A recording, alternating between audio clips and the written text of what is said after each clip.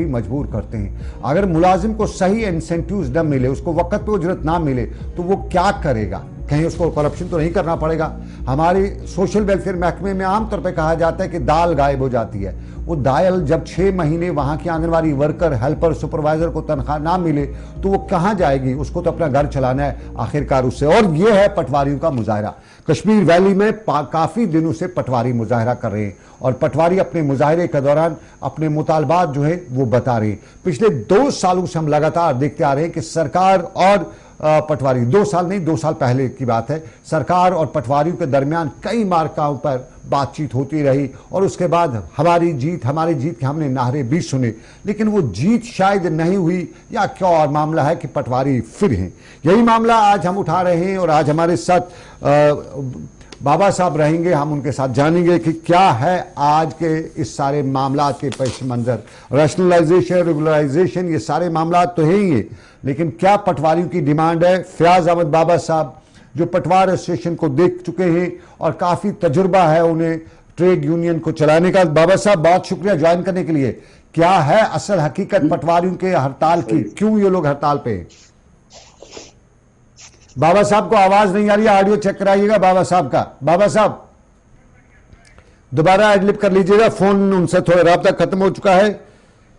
ये जरा पटवार, जब तक राब्ता सही होता है हम थोड़ा पटवारियों की सुन लेते हैं, वो क्यों डिमांड कर रहे हैं, उसके बाद बाबा साहब से हम बात करेंगे। फयाज अहमद बाबा, कंट्रीब्यूशन गवर्नमेंट को दे रहे हैं। आप देखिए मैनुअल से डिजिटलाइज रिकॉर्ड कर दिया हमने हमारे पटवारी ने ट्रेनिंग के बगैर, और कैडेस्ट्रल मैप्स हमने यहाँ बनाए जिसके लिए ऑटोकेड इंजीनियर की जरूरत होती है और हमारे पटवारियों ने वो भी करके दिखाया। अब और देखिए आप एग्रीकल्चर सेंसस चल रही है, वो भी डिजिटलाइज हमने कर दी। एक मैनुअल पटवारी होने के बावजूद हमने डिजिटलाइज रिकॉर्ड को कर दिया, फिर भी गवर्नमेंट हमारी तरफ नेगेटिव क्यों हो रही है? चाहते हैं कि रैशनलाइज हो पटवार हल्का, ताकि लोगों में आसानी आ जाए और लोगों के काम में भी आसानी आ जाए, लोगों को मुहैया हो जाए और क्रिएशन भी हो जाएगी। जो भर्ती नहीं भर्ती हो जाएगी, जो यहाँ कौम बैठी है, मेरे नौजवान यहाँ बैठे तालीम याफ्ता, उनको रोजगार भी मिलेगा। चलिए, ये पटवारी मौके पे बता रहे थे। बाबा साहब, पटवारियों की डिमांड्स और इन डिमांड्स के साथ क्या कुछ बातचीत अब तक हुई है और क्या है पहली डिमांड, ये जरा बताइएगा। देखिए सनम जी, मैं president J&K revenue employees coordination committee से ताल्लुक रखता हूं जी।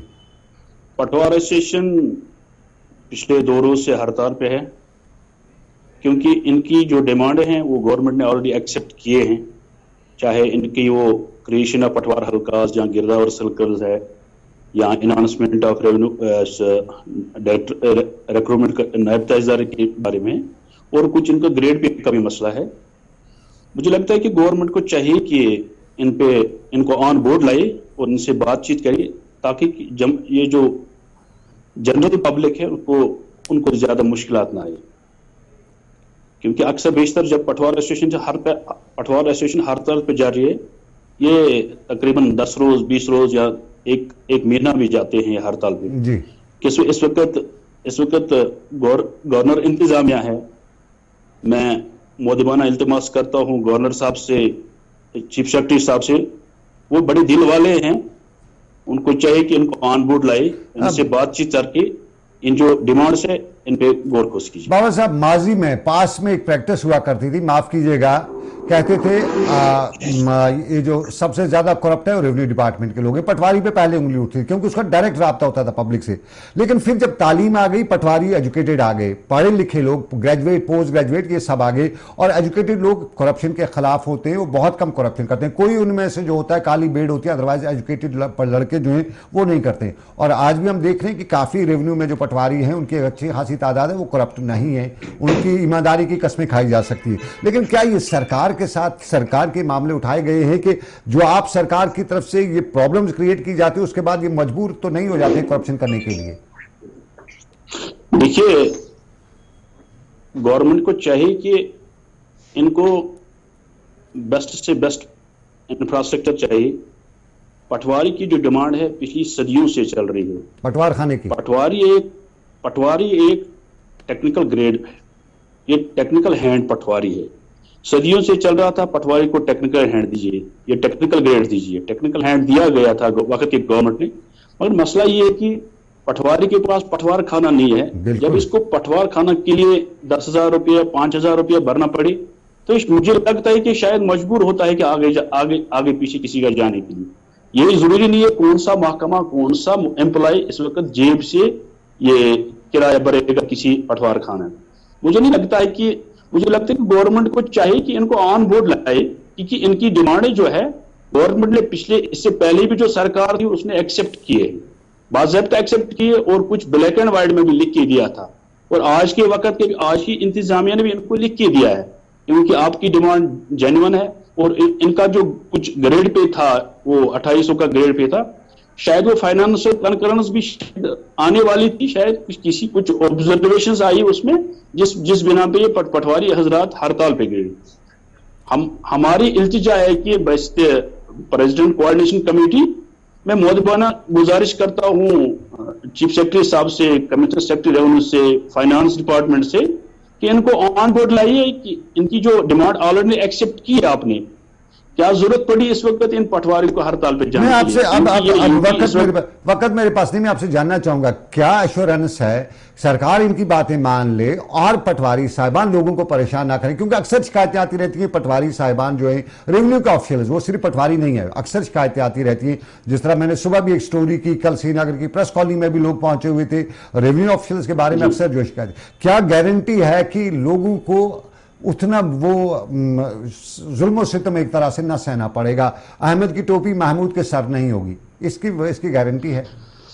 देखिए मैं आपको सनम जी एक बात बताऊं, पटवारी के पास जो हल्का है वो 47 लॉर्ड लॉरेंस के वक्त का हल्का आज भी उसके पास है। आज डिजिटल दौर है, आज हर कोई जमींदार, हर कोई आज एप्लीकेंट अब घर से इंतखाब लेता है, वो वक्त दौर खत्म होगा।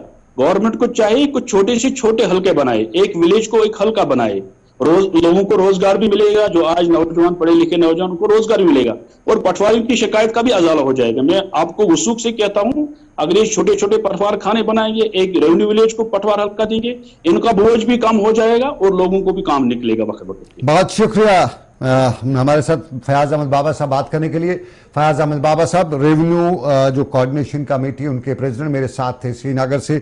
पटवारी हड़ताल पे हैं, पिछले दिनों भी हड़ताल पे थे, बीच में ये काम पे आ गए थे, दोबारा हड़ताल पे चले गए, और पटवारियों की डिमांड जो है साफ जाहिर है, पटवारी को जब बैठने की जगह नहीं होगी तो मेरे घर में जब बैठेगा मैं तो उसको मुर्गा खुलाऊंगा जरूर, लेकिन उस मुर्गे के बदले में मैं उसे अपने भी 2-3 काम कराऊंगा जरूर है, क्योंकि मजबूर भी है, फिर आंखों का वो लिहाज भी है। मेरे घर में बैठेगा तो मैं पास की गासराई को अपने नाम भी करा दूंगा, किसी की जमीन भी अपने नाम करा दूंगा, तो मामला फिर करप्शन का स्टार्ट हो ही जाता है। तो जब करप्शन को रोकना है तो इस तरह के मामलात में मुलाजिम को अगर बेसिक फैसिलिटीज आप दे रहे हैं, अगर उसके बाद वो करप्शन करता है तो उसके लिए वाजिबुल कत्ल होना चाहिए। लेकिन अगर आप बेसिक फैसिलिटी नहीं दे रहे, आप उसको तनख्वाह वक्त पे नहीं दे रहे, उसके बच्चे स्कूल वक्त पे नहीं जा सकते, फीस जमा नहीं करा सकते, इंफिरियरिटी कम्प्लेक्स का शिकार हो जाते हैं, तो फिर वहाँ पे अगर कोई करप्शन करे तो उसको हम क्या कहें, किस तरह से उस पर उंगली उठाएं, क्योंकि रोजी रोटी का सवाल सबके लिए होता है। उसी तरह पेट की आग